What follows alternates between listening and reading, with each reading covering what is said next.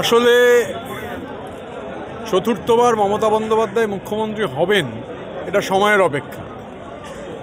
বিজেপির বিরোধী দলের স্ট্যাটাস থাকবে কি থাকবে না সেটা হচ্ছে নির্বাচনের প্রশ্ন, যার ফলে এগুলো তো চিন্তা করতে হচ্ছে, ভাবতে হচ্ছে, এবং ইলেকশনে হেরে যাওয়ার পর কি বলবেন সেগুলো নিয়ে ভাবুন, এসব অবান্তর কথা না বলে। এটা দিল্লি নয়, মহারাষ্ট্র নয়, হরিয়ানা নয়, বিহারও নয়, বাংলার মাটি, দুর্জয় ঘাঁটি। একজন জেনুইন ভোটারের নাম বাদ গেলেও মমতা বন্দ্যোপাধ্যায়, অভিষেক বন্দ্যোপাধ্যায়ের নেতৃত্বে লাখো বাঙালি ইলেকশন কমিশন, যেটা বিজেপির এজেন্সিতে পরিণত হয়েছে, তা ঘেরাও করবে।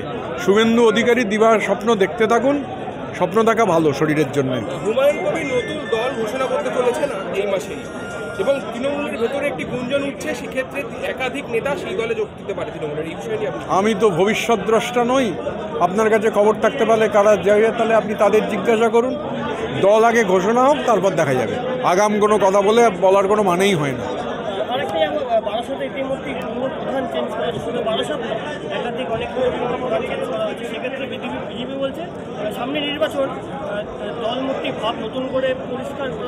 বিজেপি কি বলছে এগুলো ইম্যাটেরিয়াল। বিজেপি ভাবুক আগে যে 30 পেরোবে কি পেরোবে না।